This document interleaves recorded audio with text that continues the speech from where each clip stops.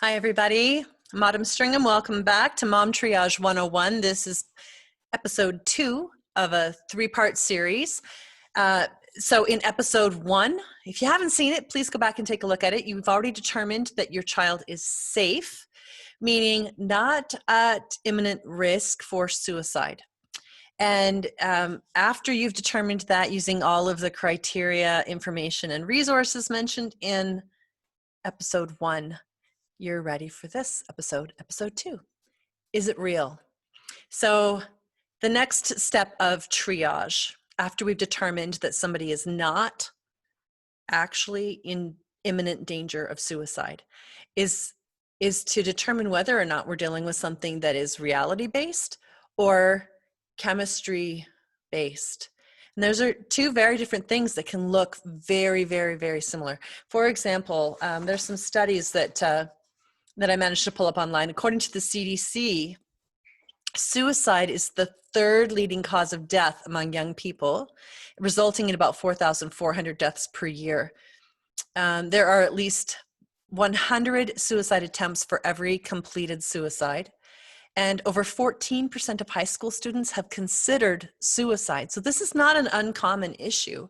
But the reasons that somebody may be at risk or showing a lot of symptoms of distress or a total meltdown can come from 2 different places. So the first one to rule out is whether or not your child is actually facing a real life circumstance that is actually that distressing. And oftentimes they won't talk about it. You've got to be able to open up this line of communication with your kid. Talk to them straight. I don't think that there's ever any beating around the bush when it comes to this stuff. If your child is dealing with something that's chemistry based and they're actually having obsessions and delusions and things like that are so distressing, okay, that's one thing. We're going to talk about that in a bit. But if they are experiencing abuse, whether it's sexual, emotional, or physical, and that can come through a date, somebody that they're dating, it can come through bullying situations, either from adults or even from kids their own age. Leaders in the community, you hear all those horrible stories and you think it's never going to be your kid, but the fact is it can be your kid. So figure out how to have that conversation with your children. Hopefully you've already been employing a lot of other feel better strategies that I teach over on Feel Better with Autumn Stringham, where you're opening up those lines of communication, you're talking with your kids, you're all feeling grounded and solid and capable of having rational conversations without rage. And that's an important part of keeping an open line of communication with your kids. But determining what it is that's causing this problem is really important. So one of the strategies, and this sounds fluffy, but it's totally not. We've learned a lot about our kids doing this. One of the strategies that we employed early on in our children's school years was to play good day, bad day. And every single day at the dinner table, okay, dial it back. Dinner with the family, a really important part of communicating. It's culturally sound. It's a thing we do. Sitting down and having a dinner with your kids is an important way to be doing something while getting information out of them. And so my husband started a game called Good Day, Bad Day, where he just went around the table. Everybody tell us one good thing and one bad thing that happened today. And that's a brilliant tactic, because we got a lot of information. Not only did we hear about the things that made them happy and the things that actually worked as a protection for them, so that during times of distress, we can harken back to that and go, yeah, but isn't it great that you have this friend? Or isn't it wonderful that this happened, or that you're so good at this? To know that information about your kids is really, really important in times of distress, because you can lean on that as a protection for them. But also to know what is bad, what's going on with them. And sometimes, you get a little hint of something, you're just like, that didn't feel right. And you can haul them off later and counsel with them privately, away from the rest of the family, and just say, hey, what's going on? Lay down next to them and just don't look at them, but have that conversation. Avert your eyes and just hear what they have to say. These are important strategies for being able to understand what is actually happening in your kids' lives. There have been times in my life when I know that I've had a kid who's gotten into trouble and they felt ashamed and didn't want to talk to me about it. It is really, really important that you remain calm. When your kid discloses something that makes them feel guilty or ashamed, it's important for you to remain calm.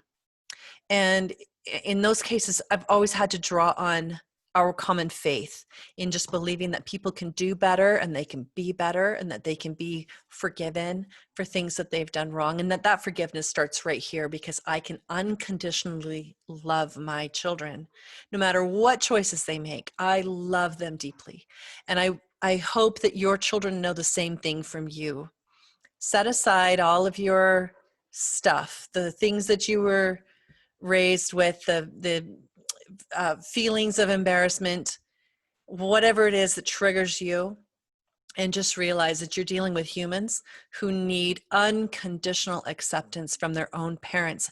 And as you can lean on that, and as they learn to trust that, they can tell you what is going on in their lives without fear of shame.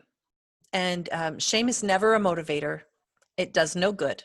So that's just an important thing to establish as kind of like a family rule. There's no shame here. And if you can do that, you'll get more honesty out of your kids regularly. So lean in for that. This is step number 2 of mom triage. Try to have those conversations. Figure out if your child is actually dealing with a real life abuse situation of any kind, bullying or otherwise. They need to be able to have you step in and advocate and really be strong about that. Figure out what resources are available in the community. Protect your kids and help them to at least be able to remove themselves from a situation that can be harmful, because youth are easily overwhelmed by things that we might think we can handle. You couldn't handle them when you were their age either. And they're facing things that are far more difficult, I think, than what we face, or what we ever faced as kids. Once you've determined whether or not it's chemistry, like there's really no real reason for the distress, but they just feel distressed all the time, or just feel sad and can't pinpoint it, and you feel confident that you're dealing with a chemistry issue, then we move on to step 3. So it may stop at step 2, where you just deal with a very stressful situation. You might want to look at the stress cycle and the way that my husband and I teach that. There's ways to help cope with real life stress as well.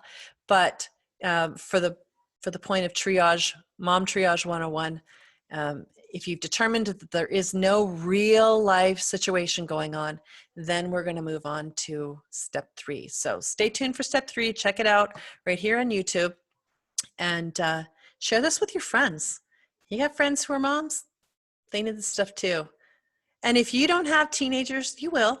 Don't worry. You need this information. Have a great day. We'll see you out there.